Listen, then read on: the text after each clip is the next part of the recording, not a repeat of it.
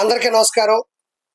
అంటే ఒక నెల రోజుల క్రితం నట్టి అన్న ఆఫీసులోనే ఇక్కడే కూర్చొని నేను అన్న పెట్టడం జరిగింది. నేను అనుకున్న ఉద్దేశాలు కూడా జనాలకు త్వరగా వెళ్ళిపోయినాయి. ఆ రోజు కూడా అది ప్రతి వీడియో కూడా ఒక సంచలనం సృష్టించింది. మాట్లాడిన వీడియో ఆ రోజు నేను చెప్పాను, వేమిరెడ్డి గారు ఆయన సతీమణి ప్రశాంత్ రెడ్డి గారు అత్యధిక భారీ మెజారిటీతో నెల్లూరు గెలుస్తా అన్నాను. 2,50,50,000 ఆధిక్యంలో వేమిరెడ్డి గారు ఉన్నారు, 50,000 ఆధిక్యంలో ప్రశాంత్ రెడ్డి గారు ఉన్నారు. ఓవరాల్ గా 165 సీట్లు టీడీపీ, 175లో 165 సీట్లు ఆల్మోస్ట్ కైవసం చేసుకుంది. ఆధిక్యంలో కూడా ఉన్నాయి కొన్ని. సో ఈ 2-3 అటు ఇటు అయినా కూడా 162 కూడా అవకాశం ఉంది. నేను ఆ రోజు కూడా చెప్పాను, 145 నుంచి 160 సీట్లు టీడీపీ కూటమి కైవసం చేసుకుంటే కొన్ని వందల ఇంటర్వ్యూలో నేను చెప్పుకుంటాను. ఒకసారి మీరు చెక్ చేయండి.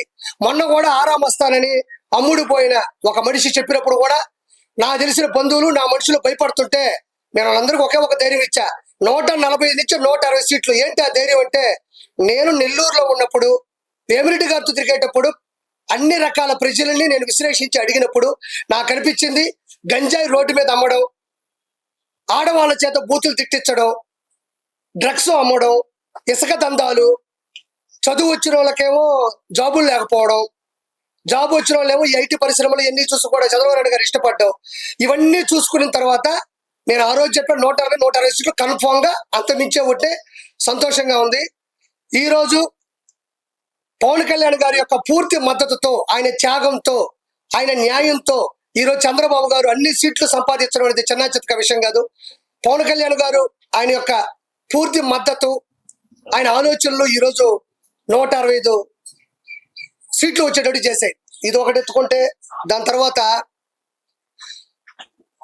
ఇప్పుడు టీడీపీ ప్రభుత్వం ఫామ్ చేయబోతుంది. అన్నయ్య చెప్పినట్టు ఎవరైతే సజ్జల రామకృష్ణారెడ్డి అని గాడిద కొడుకున్నాడు, అదేవిధంగా వాళ్ళ కొడుకు డెకాయిట్ నా కొడుకు ఒకడు ఉంటాడు.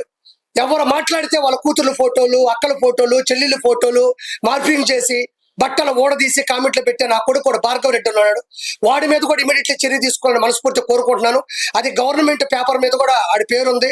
ఈ సజ్జల రామకృష్ణారెడ్డి ఏ రోజు ప్రత్యక్ష రాజకీయాలు పాల్గొన్నాడు కాదు. ఈడు ప్రభుత్వ సలహాదారుడు, ఒకప్పుడు sub editor, chief editor, junior editor, Eenadu పత్రికలు కూడా చేస్తున్నాడు ఈ గాడిద కొడుకు కూడా. వీళ్ళందరూ బలోపేతం వల్ల ఈ రోజు భార్గవ రెడ్డి, అవినాష్ రెడ్డి వీళ్ళందరి వల్ల కూడా ఒక బాబాయ్ అనే వ్యక్తి చనిపోయినాడు. 31 పెండింగ్ కేసులు ఉన్నాయి.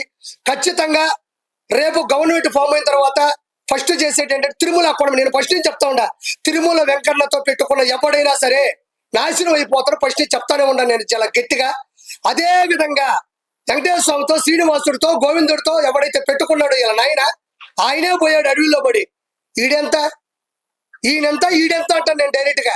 ఈ రోజు 165 సీట్లు వచ్చాయంటే కేవలం పవన్ కళ్యాణ్ మద్దతు కావచ్చు, బీజేపీ మద్దతు కావచ్చు, చంద్రబాబు గారి ఆయన పడ్డ కష్టం కావచ్చు, వాళ్ళ అబ్బాయి యొక్క తెలివితేటలు కావచ్చు, ప్రజల చైతన్యం కావచ్చు, ఇవన్నీ పక్కన పెట్టుకుంటే కేవలం వెంకటేశ్వర స్వామితో పెట్టుకున్న విధానంలో రేపు వెంకన్న సన్నిధిలో పైన ఒక కమిటీ దిగితే 100% జగన్మోహన్ రెడ్డికి బాబాయ్ హత్య కేసు అవసరం లేదు. రెండో పాయింట్, పాత కేసులు అవసరం లేదు. వెంకటేశ్వర స్వామి హుండీ డబ్బులు వెంకటేశ్వర స్వామి మెల్ల ఉండే హారాల దగ్గర దొరికిపోతాడు ఆ మనిషి. కాబట్టి నెక్స్ట్ ఇంకోటి చెప్తున్నా, పవన్ కళ్యాణ్ గారిని పట్టుకొని నీకు 3 పెళ్లిళ్ళే అన్నాడు. ఇప్పుడు నేను మా జగన్మోహన్ రెడ్డికి మంచి డ్రెస్ వేసి, చీర జాకెట్ వేసి, లంగా ఓణి వేసి, నిండు ముత్తైదుగా చేసి మా పవన్ కళ్యాణ్ గారి శోభనం గదిలో పంపిస్తాను. మంచి పన్నంటి పెట్టిని ఆయన ఇస్తే మా ఓడు కనీసం పవన్ కళ్యాణ్ గారి యొక్క తెలివితేటలైనా ఆ బిడ్డ రూపాయలని పెంచుకొని గాడిద కొడుకు అది నేర్చుకుంటాడని నేను మనస్ఫూర్తి కోరుకుంటున్నా. నిజంగా వెంకటేశ్వర ఉన్నాడు, ఆ దేవుడు ఉన్నాడు. ఖచ్చితంగా ఇన్ని సీట్లు వచ్చాయంటే మాత్రం ఆంధ్రప్రదేశ్ కి మంచి అభివృద్ధి వస్తుందని అర్థం.